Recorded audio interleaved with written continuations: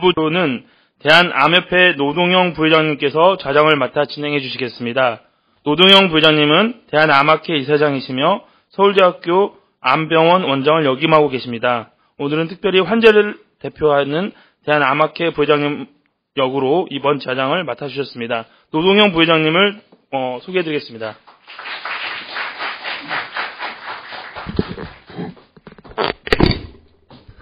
네, 소개 감사드립니다. 오늘 매우 중요한 자리 같습니다. 대한민국 암정책 환자를 담다라는 우리 정책을 피는 의원님께서 환자를 이렇게 진심으로 생각하시는 그런 아마 자리 같습니다. 조영 의원께서 말씀하셨지만은 보장성과 접근성 지금 막 보장을 강화하기 시작한 지 얼마 되지 않았습니다. 사실 문정림 의원과 암협회는 금년 봄부터 저희가 이 자리를 준비하도록 했고, 이제 시행된 보장성 강화가 정책을 시행하는 병원 또 직접 수혜자인 환자분들이 어떤 피드백을 가지고 있을지, 또 그런 정책이 국민이 정말 불편함 없이 아픔을 잘 치유하는지 그런 토론 자리가 되리라고 생각합니다. 오늘 이 자리에는 병원 의료계뿐만 아니라 환자분들도 많이 와 계신 걸로 알고 있습니다. 여러분 토론을 끝까지 잘 듣고 지탄 없이 의견을 말씀해 주시면 감사하겠습니다.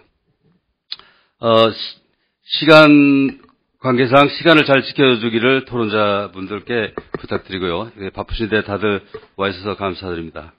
먼저 첫 번째 세션의 암 보장성 강화 어디까지 왔나 이 주제를 맡아두신 두 분의 발제자분들을 소개하겠습니다. 여러분들께서는 이 발제에서는 정책을 다루는 분들 또 그 정책을 실현하는 기관에서의 얘기를 잘 이렇게 대비해서 잘 듣도록 부탁드리겠습니다. 첫 번째 주제 발표는 보건복지부 건강보험정책국 중증질환보장팀 정영기 팀장이 나오셨습니다. 자리에 모시겠습니다.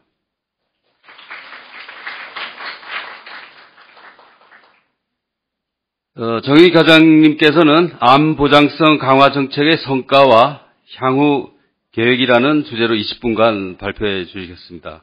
정영기 과장님께서는 보건복지부 건강보험정책국 중증질환보장팀장을 맡고 계십니다. 정영기 과장님 부탁드립니다. 예, 반갑습니다. 방금 소개받은 보건복지부 중증질환보장팀장 정영기입니다.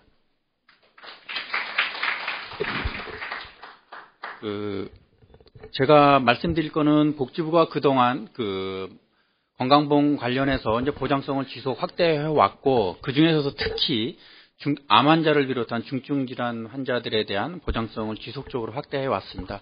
그 내용에 대해서 설명을 드리고 앞으로 또 더욱 강화하기 위해서 저희가 어떤 일을 하고 있는지 그걸 소개하도록 하겠습니다. 발표 순서는요, 그동안 암 보장 강화와 관련해서 정부가 추진해온 상황을 말씀드리고, 그 다음에 4대 중증질환과 관련된 보장 계획, 그 다음에 4대 중증질환 보장 계획은 14년부터 추진해 왔습니다. 그래서 올해 했던 추진 실적하고 또 15년도, 16년도에 어떤 보장 강화 아젠다를 가지고 할지 그거에 대해서 소개하도록 하겠습니다. 먼저 4대 중증질환 암 환자 보장 강화 내용이 되겠습니다. 암 환자 관련해서 보장 강화가 본격적으로 시작된 것은 2005년도가 되겠습니다. 그래서 2005년도는 그야말로 암 환자 관련 보장 강화에 있어서 아주 획기적인 해라고 할 수 있습니다. 그러면 2004년도의 상황은 어떤지 그걸 잠깐 말씀을 드리겠습니다. 표에서 보시면 알겠지만 2004년도에 건강보험에서의 보장률은 전체 환자 같은 경우는 61.3% 정도 되고요. 그 중에서 건강보험에서 환자 본인 부담률이 23%, 그 다음에 비급여가 한 15.6% 정도 차지하고 있었습니다. 하지만 암 환자 같은 경우에 건강보험에서 지원해주는 비율이 채 50%가 되지 않습니다. 49.6%, 그 다음에 비급여로 하는 부담이 32.7% 정도 됐습니다. 2004년도에 어떻냐면 이 상황이 어떤 거냐면 2004년대 건강보험에서 감기 환자 진료비로 지원하는 금액이 한 1조 한 2천억에서 3천억 됐는데 암 환자를 위해서 건강보험에서 지원하는 금액이 감기 환자를 지원하는 금액보다 적었습니다. 굉장히 그 암 환자의 보장률이 낮았고요. 그다음에 그럼 왜 또 이렇게 비급여 본인 부담이 높아졌냐면 잘 아시겠지만 2000년도 됐을 때 그 글리백이 나왔습니다. 그래서 그동안 암 환자 치료하는 데 있어서 약제가 세포를 죽이는 세포독성 치료제였다면 2000년도에 글리백을 그 시발점으로 해서 신개념의 새로운 신약들이 계속 출현하게 됐고 그런 그 표적 항암제들이 기존의 세포독성 치료제보다 가격이 월등하게 비싼 이제 그 항암제들이 이제 출현하게 됐고요. 그 다음에 또 그런 표적 항암제하고 세포독성 치료제 간의 어떤 병용하는 새로운 요법들이 많이 이제 시장에 이제 들어오게 됐습니다. 이제 그러다 보니까 그런 것들이 제대로 제도권 내에서 급여화되지 못함에 따라서 비급여의 본인 부담률이 이렇게 높았던 거고요. 그 다음에 또 다행스러운 것은 그 2000년도에 그 의약분업이 시행하고 나서 2001년도에 바로 재정위기가 와서 그때 그 정부가 강도 높은 재정 절감 대책을 세웠습니다. 그 결과에 따라서 2004년부터 약간 좀 재정 상황이 좀 여유스럽게 이제 상황이 변했습니다. 그러다 보니까 2005년도에 저희가 좀 적극적으로 보장 강화하는 그 계기가 마련이 됐고요. 그래서 2005년도에 어떤 정부가 그 특히 암 환자와 관련해서 어떤 제도적 그 보장 강화 대책을 수립하게 됐냐면 일단 뭐 보험과는 관계가 없지만 정부 차원에서 그 암정복 2015년이라고 해서 제2기 암정복 10개년 계획을 수립을 했습니다. 그래서 암 질환 연구 개발비를 늘린다든가 아니면 저소득층에 대한 암 환자 본인 부담률을 지원한다든가 다양한 정책과 함께 또 건강보험에서는 전체 암 환자 등록을 받기 시작했습니다. 그다음 전체 암 환자에 대해서 등록 제도를 도입을 하고 그 다음에 본인 부담률을 입원 같은 경우는 20%, 외래 환자 같은 경우에는 의료기관에 따라서 30에서 60%인 본인 부담률을 과감하게 10%로 입원이건 외래건 관계없이 10%로 본인 부담률을 대폭 낮추었습니다. 그래서 굉장히 획기적인 제도가 되겠고요. 그 다음에 저희가 건강보험에 도입이 되면 그 건강보험에서 그 특히 항암제 같은 경우에는 급여 범위를 설정하게 됩니다. 그래서 통상적으로 급여 범위는 건강보험 심사평가원 내에 진료비 심사평가위원회라는 위원회에서 그 급여 범위를 정하게 되는데요. 그 진료심사평가위원회 위원님들의 구성을 보면 대부분 그 건강보험 심사평가원에 계신 심사위원님으로 구성이 되어 있습니다. 그러다 보니까 임상 현장의 어떤 목소리가 급여 범위를 설정하는 데 있어서 좀 그 제대로 반영하지 못한다는 이런 의견이 있었습니다. 그건 왜 그러냐면 워낙 항암제가 고가이다 보니까 적극적으로 그 등재는 하더라도 급여 범위를 계속 그렇게 임상에서 필요한 만큼 급여 범위를 정하지 못하는 그런 문제가 있어서 항암제에 대해서는 통상적인 진료심사평가위원회가 아니라 암질환심의위원회라는 위원회를 별도로 구성을 해서 거기서 급여 범위를 정하도록 했습니다. 그러면 암질환심의위원회는 어떻게 구성이 되냐면 건강보험 심사평가원 내에 심사위원님 위주로 구성이 되는 것이 아니라 임상에서 실제 암 환자를 진료하시는 그 임상 위주의 임상 전문가 위주로 암질환심의위원회를 구성하게 됐습니다. 그러다 보니까 보다 좀 적극적으로 임상 현장의 목소리를 급여 범위에 담을 수가 있게 됐고요. 그 다음에 두 번째는 통상적인 의약품의 급여 범위는 보건복지부 장관이 고시하도록 되어 있습니다. 하지만 항암제인 경우에는 그 심평원장이 바로 공고하도록 이렇게 제도를 바꿈으로써 이렇게 행정적으로 들어가는 그 시간이라든가 이런 것들을 대폭 줄여서 간소화했습니다. 그래서 적극적으로 급여 범위를 임상 현장의 목소리를 담을 수 있도록 했고요. 그 다음에 그동안 그 의약품의 급여 범위는 기본적으로 식약처의 허가 범위 내에서 결정하도록 되어 있었습니다. 하지만 항암제 같은 경우에는 그 질환의 특성이라든가 또 그 제품의 어떤 질환의 특성에 따라서 그 식약처 허가 범위 내에서만 사용하는 게 좀 제한적일 수가 있습니다. 그래서 허가 범위를 초과하더라도 사용할 수 있도록 했고, 또 그게 또 의학적으로 진짜 필요하다면 그 허가 범위를 초과하더라도 과감하게 급여하는 이런 정책을 저희가 사용을 했습니다. 그 다음에 또 허가 범위 또 초과 사용하는 데 있어서의 또 어느 정도의 안정장치가 필요하고, 또 암 환자 같은 경우에는 그 여러 분야의 전문가들이 그 환자를 보고 그 다음에 의사결정해야 하는 그런 목소리가 굉장히 컸습니다. 그래서 저희 건강보험에서 우리나라에서 최초로 다학제적위원회를 운영하도록 권고를 했습니다. 그래서 이 다학제적위원회에서 허가 범위 초과하는 항암제에 대한 적정성 여부라든가 이런 거를 종합적으로 이제 판단하도록 이렇게 제도적 장치를 마련해서 이런 걸 근거로 해서 이제 과감하게 본격적으로 암 환자에 대한 그 보장성 강화를 추진하게 됩니다. 그래서 연도별로 좀 잠깐 보시면 2005년도에 총 한 8천억 규모의 그 보장 강화를 추진했는데요. 일단 MRI를 그 암질환 진단하는데 급여를 적용을 했고요. 그 다음에 아까 말씀드린 암 환자의 본인 부담률을 10%로 낮췄습니다. 여기서 이제 20%는 입원 환자인 경우에 그렇고요. 외래 환자인 경우에는 요양기간 종류에 따라서 30에서 60% 정도 부담을 했던 것입니다. 그다음 2006년도에는 암 관련 그 검사, 그 다음에 암으로 인한 뭐 장기 이식 환자를 이제 보험급여했고, 펫을 그 암의 전이 여부를 판단할 수 있는 펫을 보험급여를 시작을 했고요.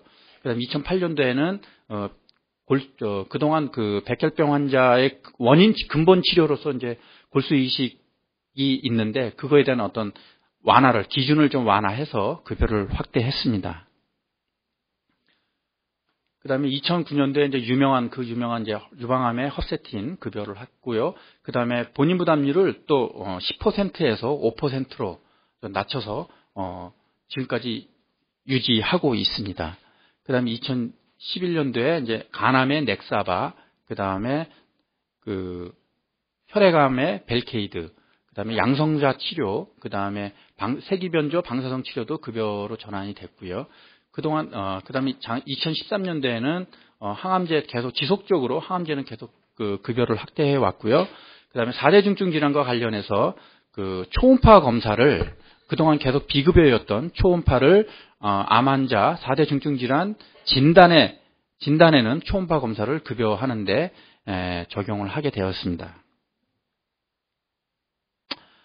이렇게 그 2005년부터 본격적으로 이제 그 급여화를 시작을 했고요. 여기 잠깐 보시면 그동안 이건 이제 암 환자의 진료비가 아니라 전체 진료비가 되겠습니다. 2008년도에 35조였던 그 진료비가 2013년도에는 50조 7천억으로 이렇게 그 건강보험 진료비가 증가를 했습니다.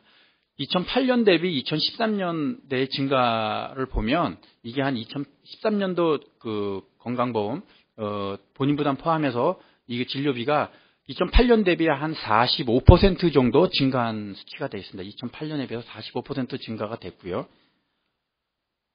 그 항암제, 그러니까 암질환 관련해서 진료비는 어떻게 되냐면 2008년도 2조 한 9천억 정도 됐던 것이 2013년도에는 4조 6천억 정도로 한 62% 정도 증가를 하게 됩니다. 그래서 통상적인 우리 진료비보다 암 환자의 진료비가 훨씬 높고 빠르게 증가했다는 것을 알 수 있고요. 이건 이제 4대 중증 질환과 관련된 진료비 현황인데요. 이거는 암 환자, 이거는 그 희귀 난치 질환 환자에 대한 진료비가 되겠습니다.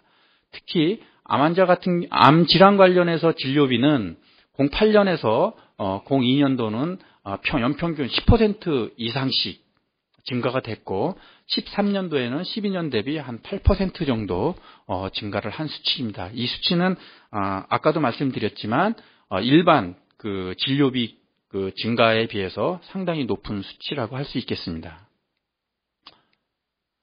그래서 그동안은 그 정부의 암 질환 보장 강화에 대한 그 성과를 보시면 잘 아시겠지만 그 건강보험 전체 보장률을 보시면 2006년도에 64.5%였던 것이 오히려 2012년도에는 62.5%로 건강보험 보장률이 오히려 낮아졌습니다. 이건 왜 그러냐면 지속적으로 정부가 보장 강화를 위해서 재정을 투입했음에도 불구하고 건강보험에서 보장하는 율이 이렇게 낮아진 것은 그만큼 비급여가 건강보험 그 진료비 증가 속도보다 훨씬 빠르게 증가했기 때문에 이게 보장률이 이렇게 좀 낮아지게 된 겁니다. 그래서 그런데 그럼에도 불구하고 암 질환 같은 경우는 어떻게 되냐면 2006년도에 건강보험 보장률이 67.7%였던 것이 2012년도에는 73.3%로 암 보장률이 굉장히 높아졌고요. 하지만 비급여 부담률은 21% 정도 2006년도에 비해 보면 거의 변하지가 않습니다. 이 얘기는 여기서 시사하는 바는 뭐냐면 건강보험과 관련돼서 재정을 많이 투입하더라도 실질적으로 환자가 부담하는 부담을 줄여주기 위해서는 이 비급여 부분을 줄여주지 않으면 환자의 어떤 실질적 부담은 크게 줄어들지 않는다. 이렇게 볼 수 있겠습니다. 사대 중증질환 관련해서 특히 이렇게 보시면 전체 사대 중증질환과 관련돼서 보장률은 77.8%고요. 그 중에서 암은 한 73% 정도 차지하고 있고요. 특히 사대 중증질환과 관련돼서 보장률이 높은 질환은 희귀 난치 질환이 되겠습니다. 그건 아무래도 이제 대체 치료제가 그렇게 많지가 않고 환자 수도 적기 때문에 아무래도 이제 건강보험에 적용하는 데 있어서 좀 수월한 면이 있습니다. 근데 실질적으로 환자가 부담하는 금액은 이제 법정 본인 부담률하고 이제 비급여 본인 부담률이 될 텐데 4대 중증 질환 관련해서 본인 부담률은 16%인데 그 중에서 암 환자가 부담하는 비율은 21%로 굉장히 높습니다. 그리고 이게 또 숫자가 이렇게 많기 때문에 전체 12년도 기준으로 봤을 때 비급여 진료비 규모가 한 1조 2천억 정도 됩니다. 1조 2천억 정도 되는데 암 환자의 그 중에서 1조 2천억 중에서 암 질환 관련해서 비급여 규모가 어떻게 되냐면 한 7천억 정도 됩니다. 그거는 비급여 부담률도 높고 그다음에 환자 수가 많기 때문에 이제 그렇습니다. 그래서 정부의 생각은 암 질환의 어떤 보장 강화가 지속적으로 확대됐지만 비급여의 어떤 비율이라든가 규모가 여전히 높아서 지속적으로 암 질환에 대한 보장 강화를 추진하는 게 맞다. 그리고 지속적으로 추진하겠다는 게 정부의 생각입니다. 다음은 저희가 4대 중증 질환 같은 맥락에서 이제 이번 정부에서 공약으로도 내놓았고 또 저희 정부의 또 핵심 국정 과제의 하나인 4대 중증 질환 보장 강화 정책이 발표가 됐고요. 그거에 대해서 간단히 소개해 드리도록 하겠습니다. 4대 중증 질환, 암 환자를 포함한 4대 중증 질환 환자 수는 한 12년 기준으로 한 160만 명 되고, 그 중에서 암 환자가 한 90만 명 정도 됩니다. 그 중에서도 비급여 진료비가 1조 2천억 정도 되고, 아까 말씀드렸지만 암 환자의 그 중에서도 암 환자의 진료비는 한 7천억 정도 되고, 잘 아시겠지만 4대 중증 질환과 관련된 어떤 의료비는 첨단 검사법이라든가 고도 수술, 그다음에 고가 항암제들이 지속적으로 의료 시장에 들어오기 때문에 이제 막대한 의료비가 발생을 합니다. 그리고 고액 진료비는 알겠지만 가계 경제에 큰 부담으로 작용을 해서 이런 어떤 의료비 때문에 가정이 파탄되거나 빈곤으로 전락되는 주요 원인이 되고 있습니다. 그래서 정부의 생각은 어쨌든 건강보험의 한정된 재정을 고려하고 또 보험 제도의 지속 가능성을 유지하면서 보장 강화를 하기 위해서는 우선순위가 필요하다. 이렇게 봤고요. 그래서 단계적인 보장 강화가 필요하다고 봤고, 그래서 일단은 진료비 규모로서 환자 부담이 크고, 또 질환 자체도 위험성이 굉장히 생명에 직접적인 위험이 있고, 그 다음에 사망 원인에서도 1위부터 3위까지 차지하는 4대 중증 질환부터 우선적으로 확대를 하고, 단계적으로 다 질환으로 보장을 확대하는 방향으로 정부 계획을 세웠습니다. 특히 4대 중증 질환과 관련돼서는 그 타겟이 넓게는 보장 강화이지만 주요 타겟은 비급여인 영역에 있는 의료 진료비를 건강보험 영역에서 관리하는 게 4대 중증질환 보장 강화의 핵심이 되겠습니다. 그럼 왜 비급여를 관리를 해야 되느냐? 그거는 아까도 말씀을 드렸지만, 아무리 저희가 보장 강화를 위해서 재정을 투입하더라도 실질적으로 환자가 체감하고 느끼는 본인 그 부담은, 의료비 부담은 크게 줄지 않아서, 그럼 그 원인이 뭐냐 보니까 이제 비급여의 부담이었던 것으로 저희가 파악하고 있습니다. 잘 아시겠지만 지난 07년부터 11년 동안 5년간 의료비 증가율을 보면 비급여 증가율은 연평균 한 25% 증가한 반면 급여 증가율은 15% 갭이 있습니다. 그래서 아무리 급여를 늘리더라도 이 비급여 증가가 급여 증가율보다 2배 이상 높기 때문에 환자가 실질적으로 느끼는 부담은 그렇게 줄어들지 않는다.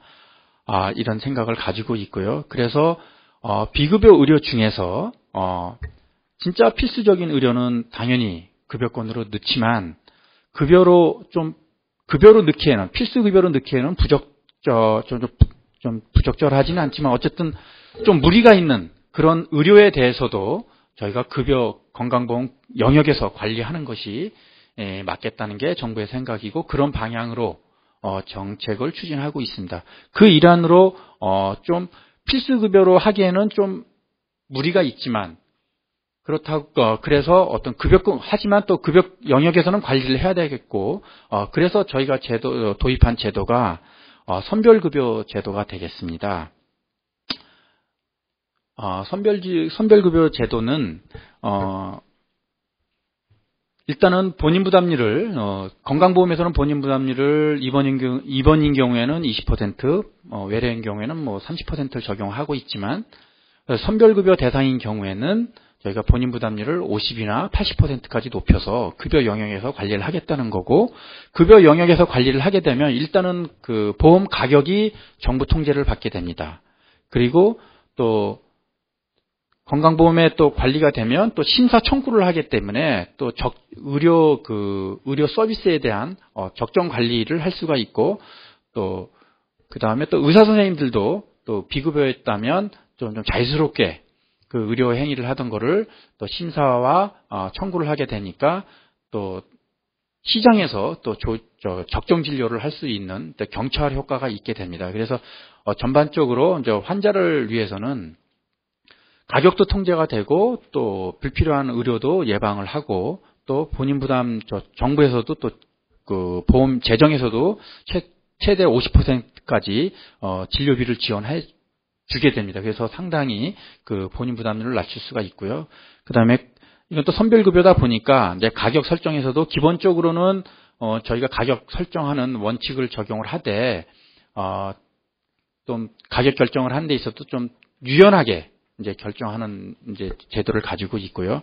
그다음에 한번 그 선별급여 제도를 적용하더라도 이게 지속적으로 하는 것이 아니라 3년마다 재평가를 해서 그 의료의 비용 효과성을 평가를 해서 사회적 수요가 높고 또 의료적 필요성이 높은 경우에는 과감하게 필수급여로 전환을 한다든가 아니면 본인 부담률을 조정을 한다든가 이런 방향으로 재평가를 하고요.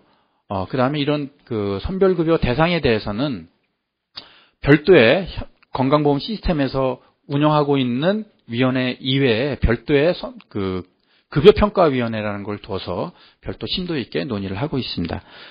그래서 이런 그 제도를 이제 도입을 해서 이제 하게 되면 저희 총 그 앞으로의 그 모양은 어떻게 되냐면, 현재는 전체 그 의료비 중에서 급여권이 89.8%, 10.2%가 그 비급여 영역이었습니다. 그래서 저희 비급여 영역을 쭉 이렇게 찾아보니까 그 중에서 필수적 의료인 한 5.9%는 필수적 의료였습니다. 그래서 이런 것들은 이제 재정 때문에 이제 급여화 못했던 것들이고요.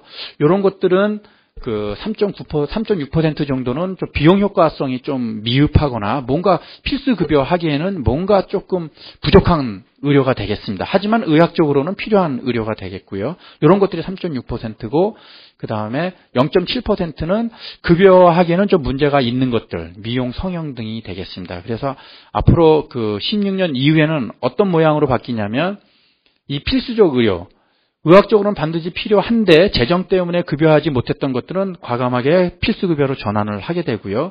요 비용 효과성이 미흡했던 이런 의료는 이제 선별급여, 단계적으로 선별급여를 적용을 하다가 또 모니터링해서 필수급여로 가거나 선별급여를 유지하고 그 다음에 0.7%에 해당하는 미용, 성형은 계속적으로 비급여로 영역으로 남게 됩니다. 그렇게 돼서 2016년 이후에는 우리 그 4대 중증질환과 관련된 의료는 99.3%가 건강보험 영역에서 관리가 되고 미용, 성형에 해당하는 0.7%만 비급여 영역으로 남게 되겠습니다. 이런 계획을 수립을 해서요, 저희가 그 올해 초부터 그 보장성 강화를 추진하고 있습니다. 그래서 올해 한 해 동안 저희가 보장 강화했던 내용을 소개해 드리도록 하겠습니다. 먼저 의료 행위 분야입니다. 일단은 그동안 그 비급여였던 그 암 종양 표지자라고 있습니다. 바이오 마커인데요. 그 암이 있는지 없는지, 암이 재발했는지 아닌지를 이화학적으로 검사하는 방법이 되겠습니다. 이런 방법들이 그동안 그 횟수 제한이 있었는데 그 횟수 제한을 의료 현실에 맞게끔 이제 과감하게 늘렸고요. 그 다음에 고가 항암제 같은 경우는 요즘은 다 표적 치료제이기 때문에 환자의 맞춤형 치료제가 되겠습니다. 그래서 모든 암 환자라 하더라도 그 약이 고가 항암제가 다 효과가 있는 것이 아니기 때문에 항암제에 맞는지 환자가 항암제에 적합한 환자인지 아닌지를 검사하는 유전자 검사를 급여화로 전환을 했고요. 또 후두암에 걸리면 성대를 절제하게 됩니다. 이런 절제된 환자한테 인공성대 삽입술이 있는데 이것들도 급여 전환을 했고, 그 다음에 백혈병 환자라든가 이런 근원 시술을 하기 위해서 조혈모세포 이식 수술을 하게 됩니다. 그 중에서 조혈모세포를 공급하는 공급원이 골수에서 할 수도 있고 말초 혈액에서도 할 수도 있고 제대혈에서도 이제 조혈모세포를 이식할 수가 있는데요. 그동안 말초 혈액이나 골수로 이식하는 경우에는 보험급여가 됐었는데 제대열 같은 경우에는 급여가 안 됐습니다. 그거는 이제 제대열이 이제 정도 관리가 되지 않았기 때문에 급여가 되지 않았었는데, 최근에는 정부가 이제 제대열법도 시행을 했고, 저 제대열에 대해서 이제 정도 관리가 됨에 따라서 이제 제대열로도 이식하는 경우에도 급여를 하게 됐고요. 그 다음에 아까도 모두에도 말씀드렸지만 저희가 2005년도에 암 환자 진료를 하는 데 있어서 다학제적 위원회를 구성해서 운영하는 것을 권고했습니다. 그래서 그런 것들이 10년 동안 경험을 통해서 큰 대형병원 위주로 다학제적 통합진료가 거의 세팅화되어 있고 관행화되어 있었습니다. 예, 그래서 요번에 저희가 선택진료비를 줄이면서 남는 재원을 이제 보상 차원에서 여러 가지 이제 고도 중증 시술에 대해서 이제 수가를 정상화하고, 그리고 또 진료의 질 향상을 높이기 위해서 다학제적 통합진료에 대한 별도 수가를 만들어서 보상을 해주게 됐습니다. 그 다음에 치료재료 분야에서도 이제 암 환자 시술을 하는 이제 고주파 열치료에 대해 사용되는 재료를 이제 급여를 하게 됐고요. 그 다음에 의약품 같은 경우에는 아바스틴이라든가 그 다음에 폐암 및 그 유방암에 사용하는 아피니토 등 많은 그 다양한 요법의 그 항암제의 급여를 추진하게 됐고요. 특히 아까 선별급여 제도 도입을 말씀을 드렸는데 그 항암제 같은 경우에는 그 다른 그 행위라든가 재료와는 좀 다르게 가격 결정하는 시스템이 좀 틀립니다. 그래서 우리 의약품 같은 경우에는 그 최종적으로 공단하고 그 제약사가 협상을 하도록 되어 있습니다. 그래서 그 고가 항암제 같은 경우에는 그 저희가 선별급여를 그 직접적으로 적용을 하게 되면 그 나중에 그 공단하고 제약사 간에 그 협상하는 데 있어서 여러 가지 좀 장애 요인이 발생을 합니다. 이제 그래서 저기 그 의약품 같은 경우에는 그 선별급여 제도를 적용하는 것보다는 그 아까도 위원님께서도 말씀을 하셨지만 그 위험분담 제도라는 제도를 도입을 해서 그 고가의 신약들을 좀 빠르게 그 건강보험 영역에 끌어들일 수 있도록 제도를 별도로 마련했고요. 그래서 여기도 보면 그런 제도 그 위험분담제 제도를 적용을 해서 아바스틴이라든가 얼비툭스라든가 그런 의약품 고가 신약들이 올해 급여권으로 전환됐습니다. 저희가 그 4대 중증 질환 그 보장 강화는 그 16년까지 이제 마무리를 하게 됩니다. 그래서 이제 앞으로 이제 15년, 2년 남았고요. 앞으로 할 거는 주요 내용을 보면 암 질환과 관련해서 보면 그 요즘은 그 암 수술을 할 때 고전적인 뭐 오픈 수술이라든가 그 내시경적 수술 이외에 로봇 수술을 많이 하고 있습니다. 그래서 특히 이 로봇 수술에 대한 또 급여화에 대한 사회적 요구도 상당히 높은 편이어서요. 그래서 로봇 수술에 대한 급여화를 이제 검토하게 되고요. 그 다음에 암 수술하는 데 있어서 아까는 13년도에는 그 초음파 검사만 했는데 앞으로는 유도 초음파 검사까지 이제 보험급여를 하게 되고 또 직접적인 치료뿐만 아니라 암 환자에 대한 그 교육 3당에 대한 급여화도 추진을 하고 그 다음에 유전자 검사 등 약 한 400여 항목, 의료 행위와 관련돼서 400여 항목을 급여 전환 검토를 하게 되고 고가 항암제 같은 경우도 약 한 50여 항목과 요법에 대해서 이제 급여 검토가 진행되겠습니다. 그 다음에 치료 재료도 한 60개 정도 급여 확대 검토를 하게 되겠습니다. 네, 이것으로 저의 발표를 마치겠습니다. 네, 정영기 과장님 정책의 방향, 현황을 잘 설명해 주셨습니다. 발표하는 사이에 강길부 의원님께서 오셔서 문정림 의원님께서 직접 소개해 주신다고. 예, 강길부 의원님 소개해 드리겠습니다. 울산이 지역구시고요. 기재위원장 역임하셨습니다. 예. 네, 반갑습니다. 강길부 의원입니다.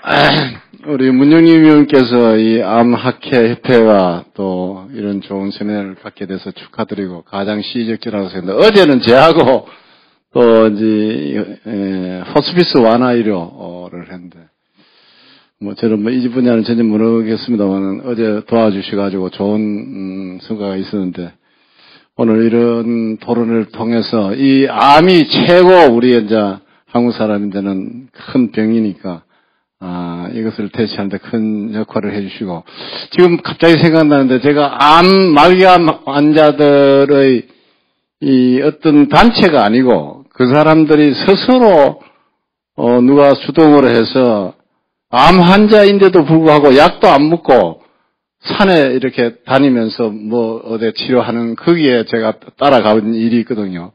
근데 그 사람들 보니까 그 어떻게 나았는지 그래 다니더라고요. 그 생각도 나네요. 하여튼 좋은 성과 있기를 기원드리겠습니다. 감사합니다. 네, 강길부 의원님 감사드립니다. 다음은 국립암센터 국가암관리사업부 이덕형 본부장께서 암 보장성 강화 정책에 따른 의료의 접근성 평가 및 향상 방안이라는 주제로 말씀해 주시겠습니다. 이제 그 정영기 과장님께서 정책을 말씀해 주셨는데 그 시행하고의 어떤 국가 관리 차원에서 이제 평가를 말씀해 주시겠습니다. 이덕형 본부장은 사실 고등학교, 대학교 저랑 의과대학 동창이고요. 복지부에서 정책을 수행하시다 현재 국가암관리사업본부에서 본부장을 맡고 계시고 국제암대학원 대학교 암관리 정책학과의 겸 교수도 역임하고 계십니다. 이덕형 본부장님 모시겠습니다.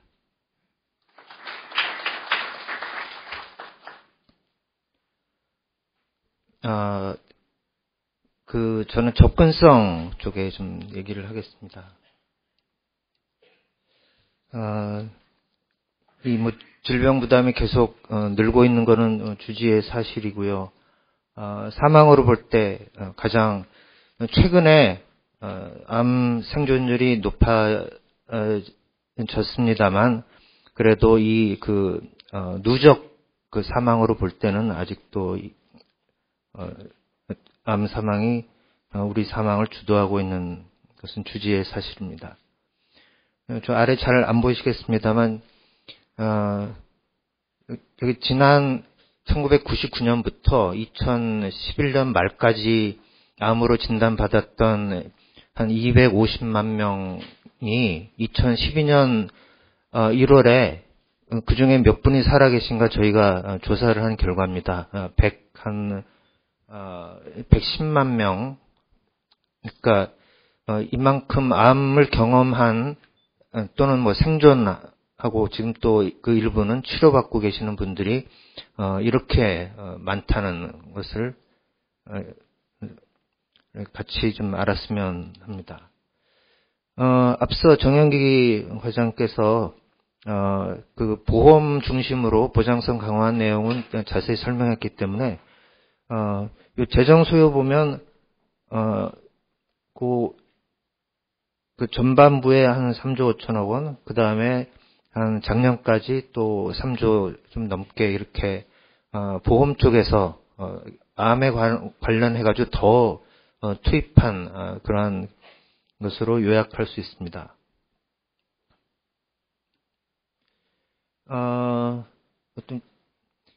또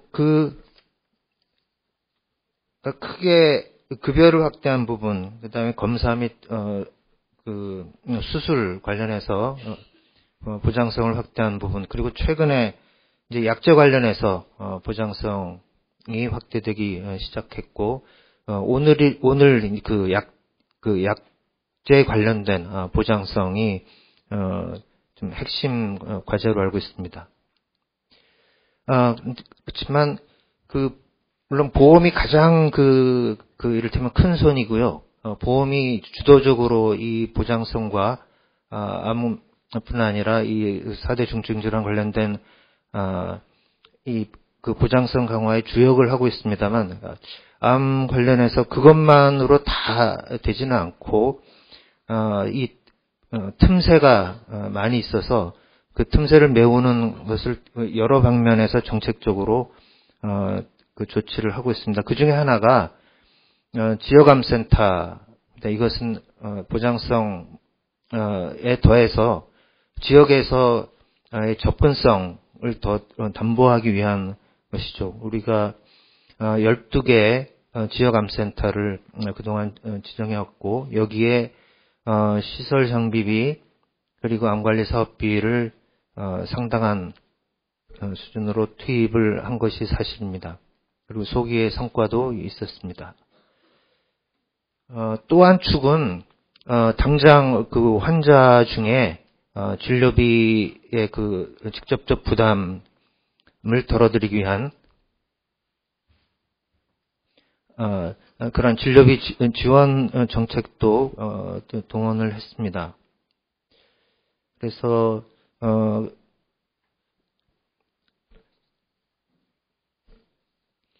그동안 처음 그 어린이들을 대상으로 진료비 지원 시작해서 이것이 점차 확대되었고요. 그 자세한 내용은 그 뒷부분에서 소개해드리도록 하겠습니다.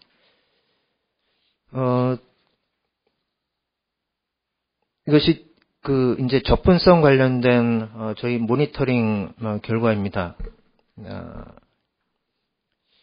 보시면 그 지역 암센터를 지정하고 한 그 초반부에 좀 요 박스에 있습니다만 초반부에 좀 그 유의한 변화가 몇 군데서 보입니다. 저기 떨어진 거하고 급격히 올라간 게 전남과 광주인데 그 안에서 어떻게 적용했는지는 아직 규명은 못했고 총체적으로 보시면 한 10년 가까이 그래도 안정적으로 일정 수준을 유지하고 있습니다. 그래서 한편으로는 최근에 서울의 5대 메이저가 지방의 환자도 50% 이상 보고 있다 하는 그러한 보도도 있었습니다만 한편 좀 악화되는 그러한 양상도 최근에 있습니다만 이것은 2010년까지 자료이기 때문에 최근에 좀 떨어지는 양상까지는 보이고 있지는 않습니다.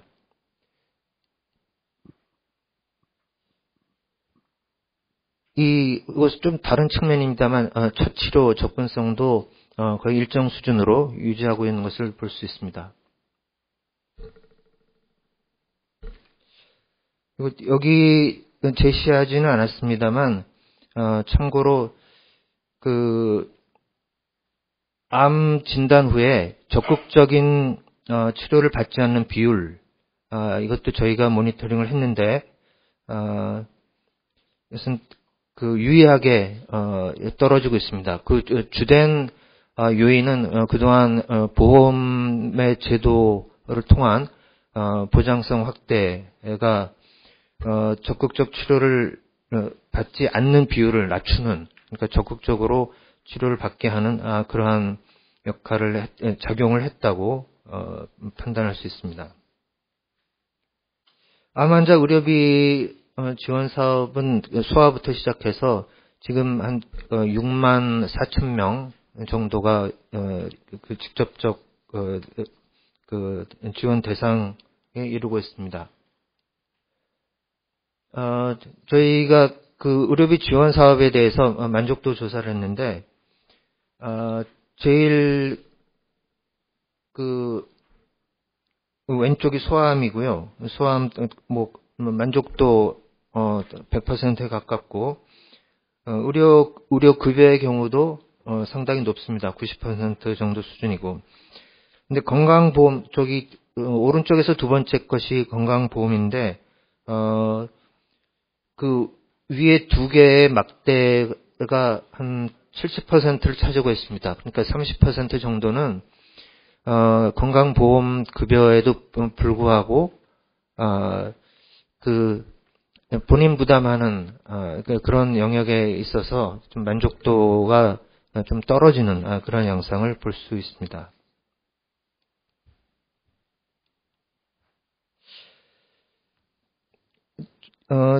그동안 접근성 향상 그리고 보장성 증대를 위해서 보험 쪽에서 그리고 또 정부가 직접적 정책적 개입을 통한 빈틈 메우기 이것을 통해서 상당한 성과가 있는 것이 사실입니다. 그리고 특히 지역암센터 운영 지원 사업 관련해서 소기의 성과가 있었던 것도 사실입니다만 저 여기 내놓지 않고 긍정적인 영향이 있었다. 이것은 2010년까지 정도의 평가로는 이것이 맞을 것이라고 생각합니다. 그런데 쉽게 얘기해서 이 약발은 이제 다 한 것 같습니다. 그래서 제 2차 그리고 지속 가능한 이 지역에 대한 투자를 더 증대시키기 전에는 이런 이 다음에 김혜롱 교수님께서도 문제를 제기하시겠습니다만 특히 이 진료 관련돼서 더 부각되는 의료 전달 체계의 좀 왜곡된 한계 이런 것을 교정하기가 쉽지 않을 것이다. 그래서 지역암센터를 위시로 한 지역에 대한 투자 이것이 보험 급여로 해결하지 못하는 그런 또 좀 심각한 영역의 하나로 생각이 됩니다. 그리고 암 환자 의료비 지원 사업 이것이 그 만족도가 대부분 상당히 높고요. 그 만족도가 높다는 얘기는 이 보험 급여로 해결하지 못하는 그러한 좀 그 아픈 그런 영역이 아직도 상당히 있다는 그런 증거로 보입니다. 이것이 마지막 슬라이드입니다만 특히 그 취약계층에 대한 충분한 고려가 있어야 되겠고 진료비 부담이 특히 높은 암에 대한 보장성에 대해서 좀 더 그 배려를 해야 되는 그런 측면이 있고요. 비급여 진료비 지원 방안 이미 정영기 과장님께서 보다 정교화하는 그러한 방안을 제시해 주셨습니다만 그것이 잘 구현되어야 한다는 그런 과제를 제시하고 그리고 지리적 그리고 우리의 질 측면에서의 접근성 향상 이것은 결국 그 지역암센터의 기능을 더 살리는 그러한 정책적 그 지원과 개입이 있어야겠다는 그러한 제언으로 것을 요약할 수 있겠습니다. 보험이 주도하고 또 빈틈 메우기도 해야 되겠습니다만 또 다른 한편에서 우리의 정책적 개입이 그 급성기의 그 치료 여기에 거의 그 함몰돼 있다 하는 그러한 인상을 받고 사실이 그렇다고 보입니다. 그래서 그 지난주에 존경하는 문정림 의원께서 또 그 토론회를 개최하셨습니다만 호스피스 완화 의료 이 영역에 대한 그 확충이 전제되지 않고는 어큐트 케어와 마지막 그 말기암의 마지막 단계 이 중간에서 좀 전에 말씀드렸습니다만 지금 현재 2011년까지 자료니까 110만이고요. 지금은 한 150만에 육박했으리라고 보는 이 암을 지금 치료받거나 이제 완치 5년 되어서 그 완치되었다는 그런 판정을 받았더라도 계속 또 재발이나 2차암의 그런 리스크를 계속 안고 살고 계시는 그 분까지 합치면 150만 정도를 보는데 이분들에 대한 소위 말하는 서바이버십에 대한 그런 배려 그리고 정책적인 그 투자가 확대되고 또한 수많은 그 환자나 가족들이 암 예방 치료에 도움이 되는 그러한 증거가 충분하지 않은 그러한 그 제도권 밖에서 돈 쓰고 하는 이러한 것에 대해서 우리가 에비던스를 좀 축적하고 어떤 것이 암 치료에 그 에비던스에 근거한 그러한 방법인가 하는 그러한 정보를 제공할 수 있는 그런 그 연구 개발에도 충분한 투자를 하는 등 이것이 그 약제 치료 오늘은 뭐 거기 국한해서 주로 얘기를 하겠습니다만 이게 빈틈이 생기면 그 전체가 취약할 수밖에 없기 때문에 우리 사회 전반적으로 이 인프라의 모든 요소를 다 확충하는 것이 이것이 장기적으로 맞게 가는 방향이라고 생각을 합니다. 예, 이상입니다. 감사합니다. 네, 이덕형 본부장님 감사합니다. 의사라서 의료적인 측면도 많이 말씀해 주셔서 감사합니다. 다음 두 번째 세션은 치료 접근성 측면에서의 접근입니다. 이 두 번째에서는 대한암학회 김여롱 학술위원장님, 고대 교수님 나오시고 한국보건의료기술평가학회 이희경 대장님이 나오시는데요. 이 두 분은 이제 국가의 정책, 잘 펼쳐낸 정책들이 어떤 보장성 강화가 실제적으로 병원이나 혹은 경제적으로 부담 없이 무리 없이 잘 진행되고 있는지 실제적인 상황을 말씀해 주실 것으로 기대합니다. 김여롱 교수님은 대한암학회 학술위원장으로서 고려대학 안암병원 종양혈액내과 임상시험센터장 및 암센터장도 역임하고 계십니다. 김여롱 교수님 부탁드립니다. 네, 안녕하십니까. 고려대 의과대학의 종양내과에 있는 김여롱입니다. 저로서는 작년에 그 리스크 쉐어링 문정님 의원님께서 주재하신 그 토론회에서도 주제 발표를 한 바가 있고, 오늘 또 다시 이렇게 암 보장성 강화에 대해 이야기를 할 수 있는 기회를 주셔서 감사의 말씀을 드립니다. 앞에서 정영기 팀장님 그리고 이덕형 본부장님께서 국가적인 차원에서 여러 가지 정책적 계획들을 세우시고 또 거기 빈틈에 대해서는 지원 사업을 통해서 환자들한테 많은 실제적인 효과를 좀 주고 계시는데요. 이 현장에서 저희가 환자들이 느끼는 그것은 조금 괴리가 있습니다. 그래서 나중에 그거에 대해서 한번 말씀을 드리는데, 먼저 앞에는 이제 뭐 간단하게 앞에 중복된 이야기는 넘어가겠습니다. 암 현재 발생자 숫자. 근데 그것보다 더 중요한 것은 앞에서 방금 이덕형 본부장님께서 말씀하셨듯이 현재 110만 명에 해당하는 암 환자들이 생존하고 있다는 겁니다. 그리고 그분들은 또다시 2차 암 발생, 그리고 언제 다시 자기 몸에 생겼던 암이 재발할지 모른다라는 그런 공포심과 또 계속적인 걱정이 있고요.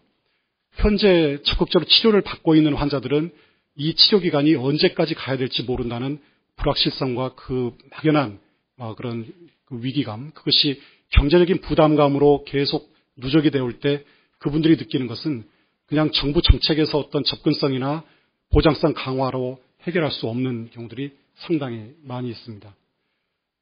지금 이 통계에서처럼 우리나라의 평균 수명이 길어진 것과 동시에 남자 중에서는 5명 중에 2분, 3명 중에 여자는 3명 중에 1명이 암에 걸리게 되는 거죠. 암 환자가 되는 겁니다. 총 발생자 숫자, 어떤 암이 가장 많다는 것은 다 여러분도 다 알고 계시는 것들이기 때문에 그냥 보고 넘어가시면 되고요. 자, 우리나라의 암 치료 성적은 굉장히 많은 진보를 가졌습니다. 아마 전 세계에서 이렇게 빨리 암의 5년 생존율이 올라가는 나라는 아마 유례가 없을 겁니다. 그리고 지금 이 통계도 2003년에서 2007년도에 발생했던 암 환자에서 나온 통계이고요. 지금 올해 작년에 진단받은 암 환자들의 5년 생존율은 이미 65%를 넘어설 겁니다. 그 환자들의 5년 생존율은 앞으로 5년 후에 나오기 때문에요.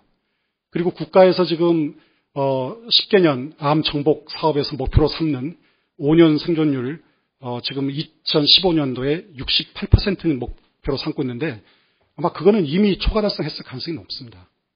그리고 2015년도에 진단되는 환자들은 아마 70%로 훨씬 상회할 겁니다. 그러나 이걸 바꿔서 얘기하면요, 그만큼 마음에 그전에 진단받았던 환자들이 계속적으로 생존해 있는 암 환자로 누적이 된다는 것이고, 그것이 전부 다 암 치료 재정 부담으로 갈 겁니다. 아까 정영기 팀장님께서 암 환자에 대한 보장성이 많이 강화되면서 국가에서 지금 제공하고 있는 암 진료비가 이렇게 많이 증가했습니다라고 말씀하셨는데, 그건 현재 치료받고 있는 암 환자 숫자의 증가하고 비교해보면 떨어지는 겁니다. 항암 치료, 닉슨이 미국에서 암과의 전쟁을 선포한 이후에 굉장히 많은 진보가 있었습니다. 물론 일부에서는 미국에서는 처음으로 암 발생률도 감소를 했고 또 우리나라처럼 급격하게 암 생존율, 완치율이 증가하고 있지만은 막대한 자원이 투자되기 때문에 회의론적 시각도 있습니다. 그러나 현실은 아까 우리나라의 5년 생존율이 점진적으로 올라간 것에서 본 것처럼 매년 전 세계적으로도 암의 완치율은 평균 0.8%씩 매년 증가를 하고 있습니다. 그리고 그것은 어느 시점까지 이어질지는 저희도 알 수가 없습니다. 아마 99.8%에 도달하면은 저희들이 별로 할 일이 없어질지도 모르겠습니다만은 그걸 저희들이 바라고 있습니다. 그렇게까지 좋아지기를. 국내외 암 환자 발생 및 경제적 비용 추이를 보면은 여러 가지 파급 부담까지 하게 되면은 14조 이렇게 나오고 있는데요. 그것보다 좀 더 현실적으로 암 진료비만 보시면은 2004년도 이후에 암 보장성이 강화된 이후에 암 진료비가 이렇게 늘어나서 현재는 4조 원을 초과를 하고 있습니다. 그중에서 약 3조 8천억 원이 건강보험 부담으로 나가고 있고 환자의 본인 부담은 약 2천억, 3천억 정도입니다. 그리고 실제로 오늘의 주제가 항암제인데요. 항암제에 대해서 정부 건강보험에서 부담하고 있는 액수는 증가율이 굉장히 미미합니다. 사실은 현재까지도 6천억 원에 불과합니다. 그래서 전체 암 진료의 건강보험에서 부담하고 있는 대부분의 비용은 사실은 항암제가 아니라 다른 비용들입니다. 그럼에도 항암제가 왜 자꾸 이슈화가 되느냐.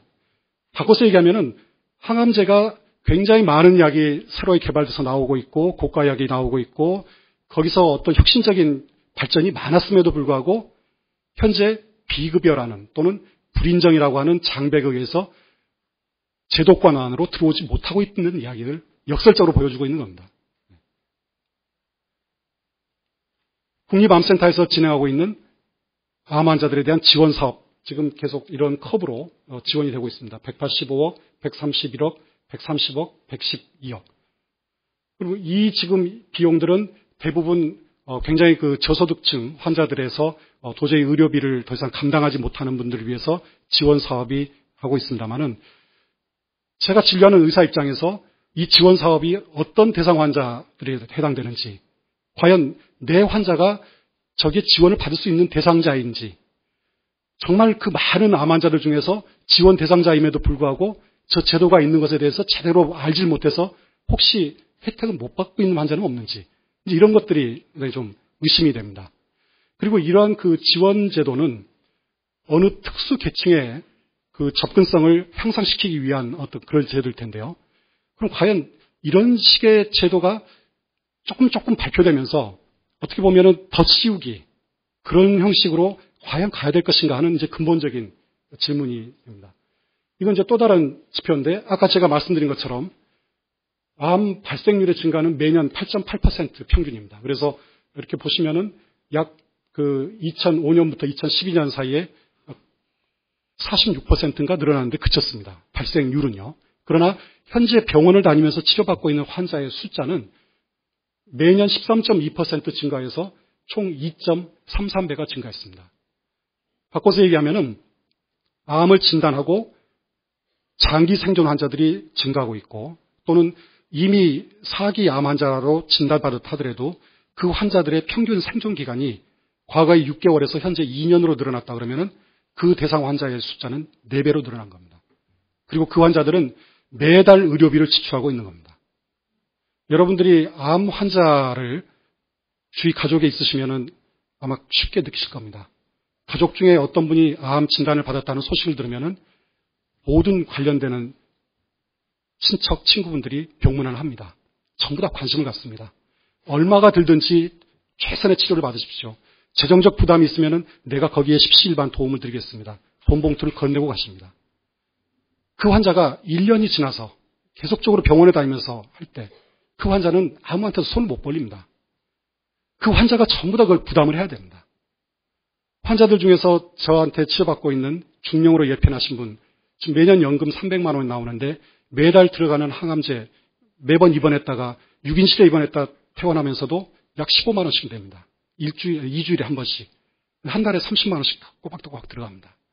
그럼 자기 본인의 매달 그 들어오는 소득 중에서 10%가 매번 그 진료비로 나가고, 그 환자가 그 항암제 안 듣게 될 때 그 다음 약을 쓰게 될 때는 이제 또 다른 비용이 갑자기 건너뛸 수가 있습니다. 이제 그렇게 되면은 환자는 이제 중단하는 수밖에 없는 거죠. 이제 이러한 그 현실이 지금 어떻게 우리가 제도권 안으로 접어들 수 있는가, 좀 더 근본적인 접근이 필요하지 않겠는가 하는 겁니다. 자, 조금 칭찬을 할까요? 우리나라 암치료 성적 향상 원인, 여러 가지 원인이 있습니다. 대국민 홍보, 암정책 정말 일찍부터 잘 세워주셨습니다. 최고의 의료진과 시설. 우리나라와 같이 암 환자가 접근성이 좋은 나라는 없습니다. 전 세계적으로.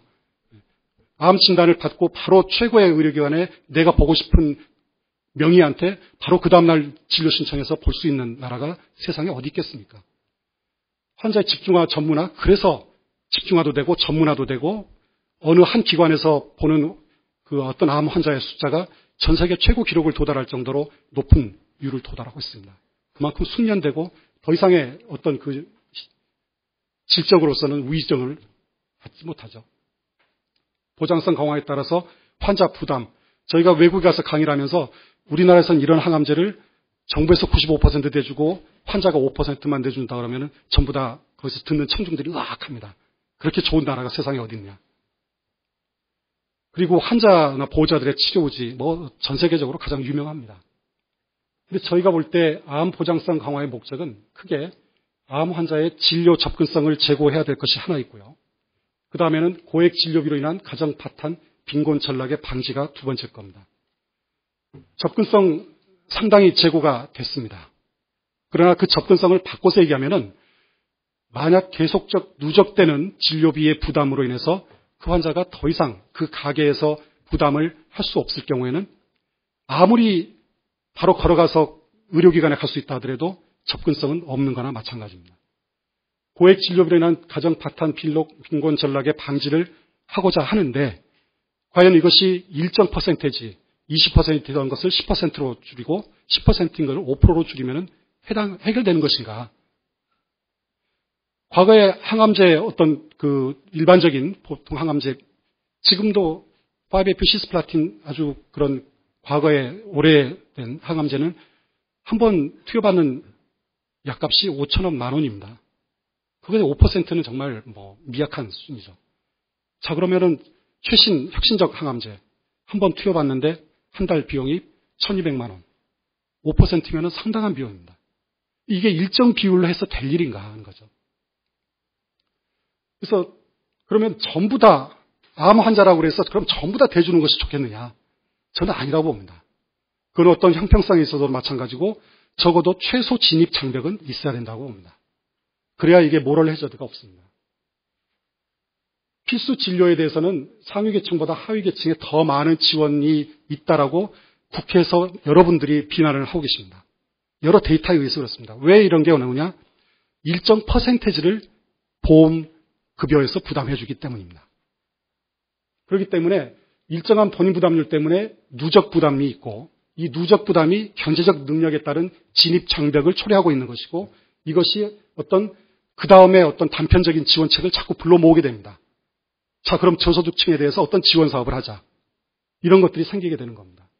그래서 그런 어떤 그 추가적인 요소들이 자꾸 나오고 있는데요. 그래서 지금 필수급여에 대해서는 모두 급여화 하시겠다고 했습니다. 그런데 이것도 다 일정 퍼센테지입니다. 예, 그러면은 1,200만 원짜리도 5%고 3만 원짜리도 5%입니다. 선별급여 해주겠다고 했습니다. 그래서 본인 부담 상향 조정, 저는 굉장히 찬성합니다. 저희가 볼 때 이 암 보장성 정책에 있어서 가장 지금 시급히 바꿔야 될 것이 환자 부담률 일정 퍼센테지로 조정해 가는 것인데 개개 사안에 따라서 과학적 근거에 따라서 이 치료는 환자의 생명을 바로 좌지우지할 수 있는 필수 암 진료 항목이기 때문에 5% 본인 부담이고 이 진료는 어떻게 보면은 추가적으로 조금 꼭 필요한 진료는 아니지만은 고려해 볼 수 있는 진료다. 그랬을 경우에는 환자가 50%, 80%도 낼 수 있게끔 가야죠. 그럼 약제도 그거를 하셔야죠. 왜 약제는 빼야 되겠습니까? 비급여 이거는 당연히 그렇게 봐야죠. 그 다음에 기타 질환 보장에 있어서는 앞으로 전부 보장성을 확대를 한다고 하셨습니다. 그리고 이제 현재 여러 가지 매년 어떤 새로 열리고 있는 것들을 아까 말씀해 주셨습니다. 근데 이제 이런 것들이 자꾸 어떤 민원 차원의 해결에서 이루어지고 있다는 것이 문제라는 거죠. 이것도 필요하고 그래서 그 사안들 사이에 두고서 경중을 따져가지고 이거 해주고 이거 해주자. 그렇게 보면은 분명히 어딘가에서 소외되는 사람들이 생기고 거기에 대해 불만이 생기고 그럼 왜 이런 진료는 해주는데 왜 이건 안 해주는가 하는 그런 불평등에 대한 불만이 계속 쌓이게 됩니다. 그래서 이제 또 커버하기 위해서 위험분담제, 그 다음에 재난적 의료비 지원. 저는 이거는 상당히 좀 이해하기 어려운 점도 많습니다. 비급여 항목에 대해서요. 사실 비급여 항목이란 것은 과학적 근거가 뚜렷지가 않아서 또는 어떻게 보면 꼭 필수라고 보기 어렵기 때문에 물론 상급 병실률도 그렇습니다. 왜 꼭 다인실에서는 못 받고 그 치료를 내가 상급에서 받아야 되는지. 그럼 그 비용을 저소득층이기 때문에 지원을 해준다. 그러면은 저소득층도 모든 진료에 대해서 다 동등하게 접근해야 된다라고 보장해주자는 거하고 똑같은 이야기밖에 안 됩니다. 본인 부담 상한제, 이것은 거의 유명무실하게 지금 되어 있는 제도입니다. 이것은 비급여를 제외시키고 본인 부담금이 500만 원 연 초과 이상 환자만 해당이 됩니다. 그래서 거의 여기에 도달하는 환자들은 거의 없습니다. 김일원 교수님, 5분 내로 정리해 주시죠. 네. 이따 토의 시간이 또 있으니까. 예. 그 다음에 군감센터 지원 앞에 말씀드립니다. 그래서 이런 그 문제점들 여러 가지 추가적인 것들은 앞에 말씀드린 것과 마찬가지고요. 그래서 제가 더 다른 문제는 암급여 결정이 근거 중심이 아닌 보험재정 부담금 중심으로 현재 결정되고 있는 것이 상당히 문제입니다. 그래서 어떤 보험급여 항목을 개설하게 될 때는 그것에 해당하는 환자가 몇 명인지, 그 다음에 액수가 몇 명인지, 얼마인지 곱해서 그것이 몇십억이고 부담이 얼마면은 현재 보험재정에서 부담할 수 있는 이내면은 해주고, 그렇지 않으면은 뒤로 미루고, 현재까지 이러한 그 정책적인 결정들이 많이 되었습니다. 그리고 5%냐, 100%냐, 그게 아니면은 불법 진료였습니다. 그 다음에 혁신적 치료제에 있어서는 또 다른 문제는 비용 효과성을 입증할 비교 대상도 없습니다. 최근에는 어떤 그 신규 항암제들은 특정 유전자 변화가 있는 환자에서만 효과적이라고 개발이 됐는데 비교 대상이 이제까지 없습니다. 왜냐하면 지금까지 없던 치료제이기 때문에. 그런데 과거에 옛날에 개발된 항암제하고 비교해서 비용 효과성이 떨어지니까 계속 보험이 안 된다. 그러면 계속 그건 진입장벽으로 남아있는 겁니다. 그래서 이러한 저희 사회적인 공감대가 필요한데요. 특히 여기 보시면은 간암과 같은 다발성 많은 암 환자가 있는 경우에는 그 항암제의 재정적 부담이 크기 때문에 계속 뒤로 밀리다가 나중에 가서야 이제 보험이 됐습니다만은 사실은 이 환자들이 국가 재정 보험에 부담하는 액수는 84억밖에 안 됐습니다. 기스트나 만성 고수성 백혈병 환자들은 글리백을 투여함으로써 계속 그 병을 누르면서 살 수가 있습니다. 이 환자들한테 들어가는 그 약제 비용은 계속적으로 증가하고 있습니다. 연 600억입니다. 모든 항암제 투여받는 환자들의 항푸토제는 1년에 기껏해봤자 326억밖에 안 됩니다. 그러니까 제가 이거를 얘기해 드린 건 뭐냐면은 적어도 우리 사회에서 공감대가 있어야 된다는 겁니다. 이러한 사회적 비용 부담을 하는 데 있어서 이것은 어떤 정도의 부담을 누가 할 건지에 대한 공감대를 구성을 하자는 겁니다. 그래서 제가 다양화 제안을 드린 것은 결국 이것이 이제 거의 제 이야기의 요지입니다. 암 진단 후에 수술과 보조항암 치료, 필수 치료 같은 경우는 본인 부담을 500만 원까지는 본인 부담 10%로 가고, 그 다음에 그것이 초과될 때는 1000만 원까지는 본인 부담 5%로 가고, 저소득층은 이걸 200만 원으로 낮추고 그 이후에 500만 원까지는 5% 본인 부담을 하게 하고, 결국은 그 환자의 평생 부담률로 가야 된다는 겁니다. 그래야지 1년 단위로 하면은 될 수가 없습니다. 어떤 이러한 그 다양화 방안을 장기적으로 마련을 해서 이것이 전체적으로 적용이 돼야 어떤 그런 환자들의 또는 우리가 앞으로 사회에서 부담할 것에 대한 것을 풀어줄 수 있지 않겠는가 하는 것을 제안을 드리고, 나머지 추가적인 것은 임상시험을 좀 더 활성화해서 임상시험을 통해서 환자들이 여러 가지 약제들을 보급받을 수 있으면은 그만큼 보험 재정도 줄어들 수가 있습니다. 그리고 여러 환자들한테 공통적으로 어떤 가이드라인을 통해서 전문가에 의해서 그것의 사이언티픽 베이스에 따라서 이것이 어느 정도의 부담을 본인이 부담하고 어느 정도는 사회가 부담할 것인지에 대한 공감대를 만들어가는 과정이 필요할 거고요. 반드시 암은 만성질환이기 때문에 장기적 부담에 대한 고려가 있어야 될 것으로 생각합니다. 그리고 이런 정책의 일관성이 있어야 환자들이 거기에 대해서 예측을 할 수 있을 것입니다.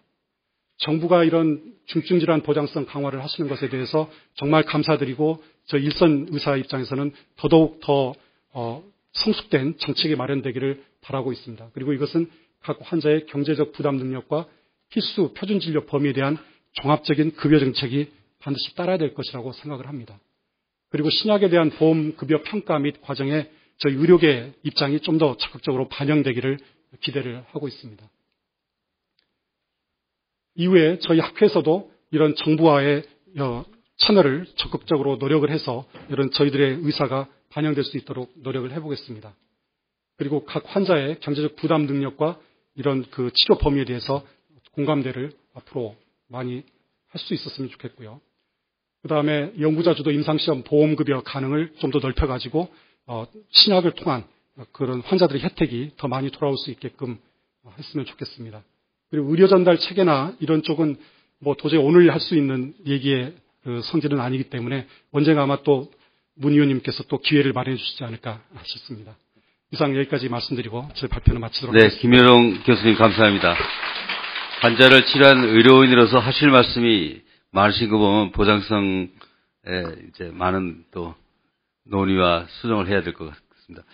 이번 세션 마지막으로 한국보건의료기술평가학회 이의경 회장님께서 보험약가 정책과 항암제의 보장성 강화 방안이라는 주제로 말씀해 주시겠는데요. 그 전에 새누리당 김성찬 의원께서 오셨습니다.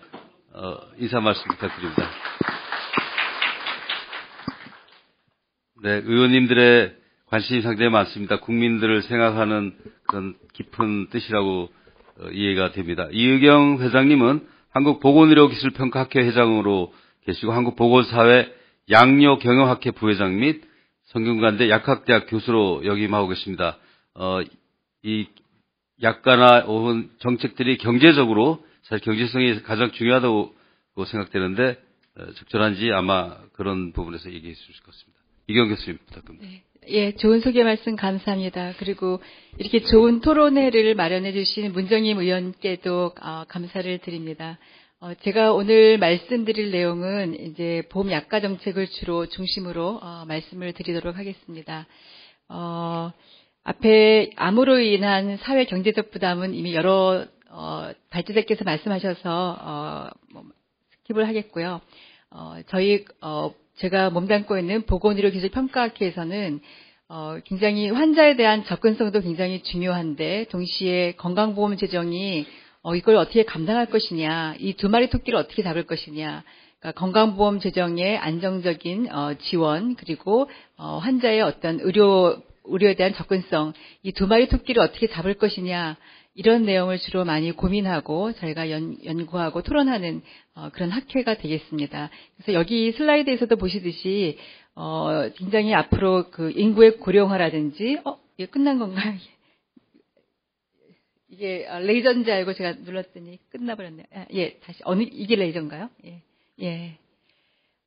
그래서 지금 보시다시피 인구의 고령화라든지 보장성 확대, 신의료기술 도입 이런 것들은 굉장히 앞으로 건강보험 지출을 급증시키는 그러한 요인이 되겠습니다. 여기 빨간색이 그런 건데요. 앞으로 이게 굉장히 급증할 것으로 예상이 되는데 그만큼 우리가 수입이 필요합니다. 근데 이 수입은 지금은 거의 아이를 하나씩밖에 안 낳기 때문에 인구 증가의 정책, 그다음에 생산 가능 인구의 감소, 그다음에 저성장 경제구조 이런 것 때문에 수입원은 또 제한되어 있어서 이건 조세연구원에서 추정을 한 건데 앞으로 이런 갭이 점점 더 커질 것으로 예상이 됩니다. 그렇다면 우리가 이 건강보험 재정을 통해서 어떻게 좀 더 파이낸셜리 서스테이너블 하면서 동시에 접근성을 또 이걸 확보할 것이냐 이런 고민을 저희가 주로 하고 있습니다. 일단 항암제 관련해서 제가 주로 말씀을 드리면 저희가 이 항암제에 대해서는 항암제뿐만 아니라 모든 의약품에 대해서 선별 등재 제도를 도입을 했습니다. 2006년 연말에 도입해서 2007년부터 도입이 됐는데요.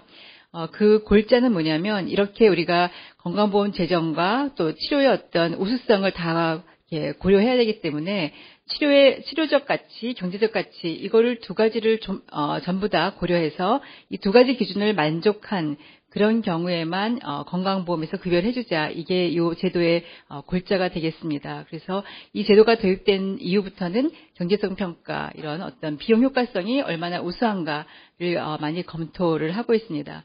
이 제도는 많은 장점도 있고 약간의 문제점도 있습니다. 가장 큰 장점은 뭐냐면 지금 이 보건의료에 있어서 가장 큰 화두 중에 하나가 근거에 기반한 의사결정이라는 겁니다. 그래서 evidence-based decision making, 이 근거가 중요한데 이 근거를 어떤 비용 효과성인 근거에 기반해서 약제를 급여한다는 측면에서 굉장히 좋은 장점이 있고요. 그다음에 이렇게 비용 효과성으로 엄선을 하다 보니까 약을 좀 더 신중하게 쓸 수 있는 그런 어떤 장점이 있었습니다. 근데 반대로 약간의 문제점도 노출이 되고 있습니다. 저희가 비용 효과성으로 엄선을 하다 보니까 과거에 비해서는 조금 보험에서 등재되기 어려운 측면도 있고요. 또한 가격도 옛날에 비해서는 조금 더 낮은 가격으로 제공하다 보니 환자의 입장에서는 굉장히 좋겠지만 신약을 개발해야 되는 제약회사 입장에서는 연구 개발이 약간 위축되는 그런 어려움도 있었습니다. 또한 이 근거에 기반해서 의사결정하다 보니까 시간이 많이 소요돼서 환자들한테 조금 더 환자가 세려는 약을 보험금이 받기까지 시간이 1년 정도 이렇게 지체되는 그런 그런 문제점도 가지고 있게 되었습니다. 이거는 저희 연구실에서 연구를 한 결과고 이번에 그 이스포아라고 이런 약가 정책 견제평가의 가장 유명한 국제학회에서 발표한 내용입니다. OECD 평균 약가를 기준해서 우리나라 약가 수준이 어느 정도 되는지를 저희 연구실에서 연구를 했습니다. 약가를 비교한다는 것은 쉽지 않은 내용입니다. 왜냐하면 많은 나라들이 약가를 공개하지도 않기도 하고요. 공개한다 하더라도 공개하는 약가의 수준이 어느 나라는 보험 약가를 공개하기도 하고 우리나라가 보험 약가를 공개합니다. 또 어떤 나라는 공장도 가격을 공개하기도 하고 어떤 나라는 도매가를 공개하기도 하고 해서 사실 많은 어려움이 있어서 그런 어려움에도 불구하고 저희가 가능한 모든 리소스를 다 가지고 한번 비교해봤습니다. 여기 여러분께서 보시다시피 저희가 이 비교를 할 때는 여러 국가를 비교하기 때문에 30여 개의 국가를 비교하기 때문에 환율을 기준으로 할 수도 있고 그 PPP라고 하는 이 기준을 갖고 할 수도 있는데 대충 보면 저희가 선별등록 제도를 도입하기 이전하고 도입하기 이후를 조사했고, 그 다음에 국가마다 약가의 그 공시된 가격의 차이를 보정하기 전, 보정하기 후, 이렇게 했는데, 전반적으로 우리나라가 이 정도 차이는 있지만, 낮게는 50%, 높게는 한 70% 수준에서, 우리나라 OECD 평균보다는 낮은 상황이고요. 또 하나는, 그 절대적인 금액을 비교하기는 좀 어려운 애로사항이 있지만, 선별등재 도입 전과 후를 비교할 때 도입 전은 5% 이상 약가가 많이 낮아진 거를 알 수 있습니다. 그래서 이게 국가적 차원에서 보면 긍정적인 효과가 있을 수 있겠지만 또 연구 개발하는 R&D적인 측면, 제약기업 입장에서는 또 좀 부담이 되는 측면도 있어서 이런 결과를 갖고 우리가 앞으로 정책을 어떻게 끌고 나갈까 하는 그런 논의의 시발점이 된다고 하겠습니다. 또 특히 항암제 같은 경우에 경제성 평가를 할 때 근거에 기반해서 의사결정을 했다는 측면에서는 굉장히 좋은 장점이지만 몇 가지 또 쟁점도 있습니다. 예를 들어서 경제성 평가라는 거는 현재 가장 많이 쓰이고 있는 약 대비 신약이 어느 정도로 효과도 우월하고 비용 부담도 어느 정도 적절한가를 보는 그런 툴이 되겠습니다.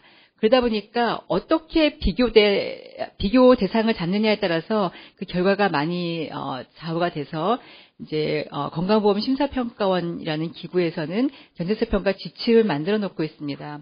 근데 이 비교를 하고자 하는 비교 대상에 있어서 다소의 논란이 있습니다. 예를 들어서 이 항암제 같은 경우에는 약을 한 개만 쓰는 게 아니라 저희가 병용요법 여러 가지 약을 섞어서 쓰는 경우가 많이 있는데 그런 경우에 과연 어떤 약이 가장 많이 쓰이는지 근거를 잡기가 좀 어려운 점도 있고요. 또 어떤 경우에는 어떤 치료법이 없어서 그냥 우리가 베스트 서포티브 케어라고 하는 그냥 지지요법, 그러니까 통증만 완화해 준다든지 그런 경우에 신약이 나왔는데 그럴 경우에는 비교 대안을 뭐로 잡을 것이냐 이런 논란도 있고 또 경우에 따라서는 이미 너무나 오래전에 약이 개발돼서 약값이 너무 저렴해서 그거를 비교 대안을 했을 때 적절한 가격을 산정하기 어려운 경우도 다소 있습니다. 그래서 이러한 문제들을 어떻게 종합적으로 고려할 것이냐 하는 것들이 우리가 앞으로 풀어야 될 그런 문제가 되겠습니다. 이런 측면에서 그 항암제 보장성 강화를 위해서 몇 가지 제안을 하겠는데요. 아까 자장님께서 말씀하셨듯 시간상 많이 제한이 있는 것 같아서 간략하게 말씀을 드리고 나머지는 토론 때 말씀드리겠습니다. 제가 제안하고자 하는 첫 번째 제언은 우리가 그 신약의 새로운 가치에 대해서 이 건강보험 재정에서 얼마나 지불 의향이 있느냐. 이거를 저희가 점증적 비용 효과비라고 학계에서는 얘기하는데 그게 1년의 완벽한 건강 수명을 연장시키는데 건강보험 재정에서 대략적으로 한 2천만 원 정도를 지불할 수 있는 걸로 암묵적으로 사회적 합의가 되어서 의사결정하고 있습니다. 근데 이런 의사결정 과정에서 이제 암 환자들은 굉장히 죽음을 앞둔 환자들도 많이 계시고 중증도가 크기 때문에 좀 더 탄력적으로 적용하는 게 좋지 않겠느냐 이런 얘기를 학계에서 많이 제안했고 그래서 요거는 일부 받아들여져서 일부 몇 가지 약제는 이 기준에 의해서 정책이 되고 있는 걸로 알고 있습니다. 그렇지만 이런 어떤 프린시플의 어떤 방향 전환을 너무 좀 탄력적으로 운영하는 방안에 대해서 조금 더 적극적으로 정부에서 많이 고려해 주시기를 바라고요. 두 번째, 오늘의 화두였던 그 4대 중증 질환 보장에서 이제 의료 행위 쪽엔 굉장히 많이 고려가 되고 있는데 약제 쪽에서는 이제 아직은 구체적인 내용을 저는 전달을 못 받은 것 같습니다. 근데 아무튼 이 약제도 굉장히 중요한 툴이기 때문에 이제 이 4대 중증 보장 강화에 있어서 일부 의약품에 대해서는 어떤 선별급여제, 다시 말해서 약이 어떤 중요도에 따라서 비록 비용 효과성은 좀 미흡하지만 의료적으로 그 약이 아니면 안 되는 환자인 경우에는 본인 부담금을 차등화하는 그런 방법도 여러 가지 정책 대안 중에 하나가 될 수 있지 않겠느냐 하는 제안을 드리고자 합니다. 아까 위험분담제 얘기를 아까 우리 문 의원님께서도 말씀하시고 여러 발제자께서도 말씀하셨는데 이 리스크 시어링 제도는 어떤 약제가 고가의 항암제에 대한 어떤 부담을 건강보험 재정만 갖고 가기에는 너무 힘들기 때문에 보험자뿐만 아니라 제약회사에서도 일부 분담하자는 그런 기본 취지로 알고 있습니다. 그래서 이미 우리나라에서도 세 개의 약에 대해서 리스크 쉐어링 제도를 도입했는데 이거에 대해서는 굉장히 학계에서는 논란이 많습니다. 이거를 물론 접근성이 중요하지만 적극적으로 도입하자는 측면도 있고 너무 이게 방만하게 유지가 되면 오히려 어떤 선별증세 제도의 틀을 깨는 문제도 있지 않느냐라고 얘기는 하는데 이런 위험 분담제는 어떤 전 세계적인 추세이기도 합니다. 많은 나라들이 그 신약을 개발한 그 노력에 대해서 보상을 하면서 동시에 접근성을 만족하기 위한 어떤 절충적인 합의점이라는 그런 식으로 많이 도입이 되고 있기 때문에 이 제도에 대해서도 조금 더 적극적으로 도입하는 것도 바람직하다고 생각을 합니다. 그 대신 여러 가지 기준을 많이 가져와야 되고 위험분담 제도가 도입됐다가 나중에 4년간의 어떤 계약 기간이 끝나면 이거를 다시 보험 약가를 이제 인하하는 그런 메커니즘을 지금 제안해서 되고 있는데 이런 기준에 대해서 보다 명확한 어떤 합의가 필요하다고 생각이 됩니다. 그다음에 아까 말씀드린 대로 이렇게 저희가 깐깐하게 의약품의 어떤 보험급여를 결정하다 보니까 시간이 많이 소요되는 문제가 있었습니다. 그래서 이걸 해결하기 위해서 식품의약품 안전처와 건강보험심사평가원, 보건복지부 이렇게 이제 좋은 정책을 마련해 주셔서 이제 의약품이 완전히 허가되기 이전에 그렇지만 안전성 유효성 입증된 그 시점에서 조금 더 일찍 신청할 수 있는 그런 제도를 마련해 주셨습니다. 그래서 굉장히 좋은, 복지부에서 굉장히 좋은 정책을 마련해 주셨다고 저는 생각을 하고 있고요. 이제 그것뿐만 아니라 제가, 외국의 어떤 정책도 많이 연구를 하는데, 유럽 같은 경우는 유럽의 어떤 유럽의 식약처죠. EMA라고 하는, EMA라는 기구와, 그 다음에 유럽에는 이 경제수 평가를, 각국에서도 하지만 유네타라고 하는 그 유럽연합, 전체 기구가 있습니다. 그래서 에마라는 기구와 유네타가 그 여러 가지 협의를 해서 가급적 그 건강보험 등재에 걸리는 소요 시간을 좀 적게 하기 위해서 레귤레이션을 하모나이제이션하는 그런 노력을 많이 하고 있습니다. 그래서 지금 복지부와 식약처 건강보험 심사평가원에서 하고 있는 이러한 노력은 스타팅에 불과하고 임상시험을 조금 더 그 HTA하고 연결해서 할 수 있는 방안. 지금 예를 들어서 식약처는 플라세보 컨트롤에 대한 플라세보 대비 임상시험하는 거를 수용하고 있지만 심평원은 그 위약에 대비한 임상시험을 받아들여주지 않고 있거든요. 그래서 그런 거에 대한 조정이라든지 해서 좀 더 많은 부처 간의 협의가 필요할 것 같습니다. 그래서 그런 조정에 대한 좀 더 심도 있는 논의도 앞으로 많이 필요할 것 같고요. 또 MCDA라는 접근법을 저희가 외국에서는 많이 쓰이고 제가 며칠 전에 이쪽 학교에 다녀왔는데 많은 토론 중에 대부분 많은 비중이 MCDA라는 겁니다. 이건 뭐냐면 여태까지는 의사결정의 가장 중요한 기준 중에 하나가 비용 효과성이었습니다. 근데 비용 효과성만 갖고는 이 사회의 많은 니드를 만족시키지 못하기 때문에 그 이외에도 다양한 efficiency, clinical usefulness, financial sustainability 이거 이외에도 접근성이라든지 어떤 innovation, 어떤 혁신, 그다음에 형평, 다양한 이런 가치를 좀 더 포괄적으로 받아들이는 그런 틀을 만들어보자. 이 MCDA라는 거는 이제 Multi Criteria Decision Analysis 다기준 의사결정이어서 우리가 근거에 기반해서 의사결정을 하더라도 그거에 대해서 기준을 Cost Effectiveness라는 비용효과성 이외에 다양한 거를 개발해서 하자라는 그런 겁니다. 너무 상세한 거는 이제 제가 스킵을 하고요. 그런 어떤 정신만 말씀을 드리도록 하겠습니다. 그래서 전 세계적으로 이런 근거에 기반한 어떤 의사결정, 그다음에 이거에 대한 어떤 보험에서의 어떤 그 급여의 반영, 이것들은 영국의 나이스라는 기구가 굉장히 어떤 전 세계적으로 어떤 이끌어가고 있는 그런 경향이 있습니다. 근데 나이스에서 요새 얘기한 게 이 MCDA라는 그런 제안도 하고 있지만 여러 가지 좀 다양한 가치를 종합하기 위해서 이제 많은 MCD라든지 퀄리 값에 웨이트를 준다든지 여러 가지 노력을 하고 있습니다. 그래서 지금 과거에서는 그 비용 효과성이라든지 삶의 질 이런 의학적인 거에 대한 그 가치에만 영향을 고려를 했는데 조금 더 질병 부담이라든지 사회적 임팩트까지 좀 고려해서 좀 더 나은 그 의사결정을 하는 거를 나이스에서는 학계와 연결해서 얘기를 했고요. 그 과정에서 질병 부담뿐만 아니라 사회적 임팩트까지 고려해서 너무 복잡한 얘기를 제가 가져와서 이거는 생략하겠지만 프로포셔널 퀄리라든지 앱솔루트 퀄리라든지 그래서 퀄리 쇼폴 퀄리가 그러니까 삶의 질이 얼만큼 더 개선되는지 이런 것들을 종합적으로 반영해서 약가 정책에 더 탄력적으로 접근하는 그런 방법을 학계와 정부가 굉장히 같이 머리를 맞대고 있습니다. 그래서 이런 노력이 필요하다는 말씀을 드리고 마지막으로는 그럼에도 불구하고 희귀 난치성 질환에 대해서는 비용이 많이 드는데 이걸 건강보험 재정만으로는 감당하기 어렵기 때문에 별도의 정부 기금화를 조성하는 국가들이 많이 있습니다. 여기 예를 보면 호주의 라이프 세이빙 드럭 프로그램, 캐나다의 온타리오주의 스페셜 드럭 프로그램, 벨기에의 특별 연대기금, 이태리의 희귀의약품 급여.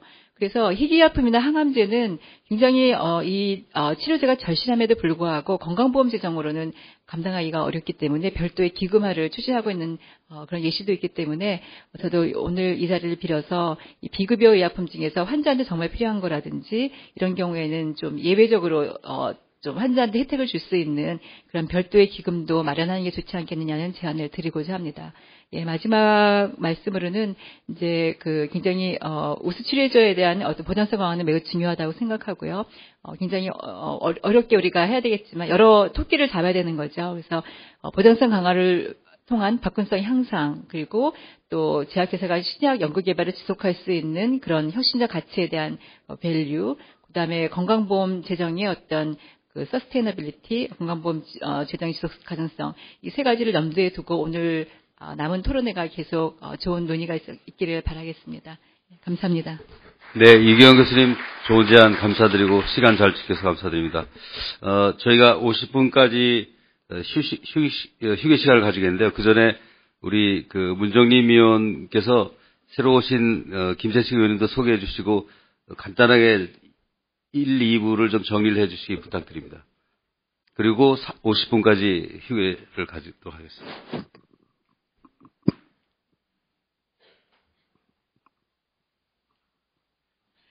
예. 이제 1, 2부의 주제를 마치고 이제 휴식 이후에 이제 본격적인 토론회가 있겠는데요.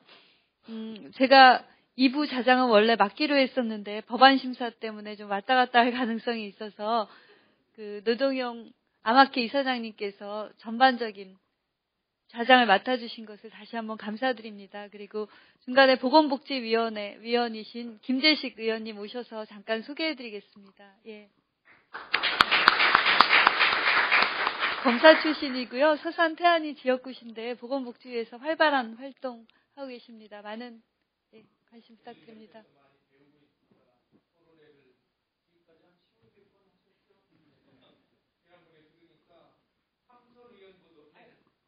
삼선 의원님이 우리 강길부 의원님 계시네요. 삼선 의원님이 자리를 같이 하셨는데 그분이 하신 것보다 3배가 더 많으시다고 그러시더라고요. 그래서 옆에 제가 어제하고 오늘하고 그래서 또 옆방이라서 이렇게 또 왔었는데 또 예산 소위 무지하게 바쁜 자리입니다. 그럼에도 불구하고 이렇게 하시는 많이 배우고 저는 한 3분의 1만 하겠습니다. 여러분 반갑습니다. 네, 감사합니다. 3시 50분에 이 자리에 다시 뵙도록 하겠습니다. 네, 감사합니다.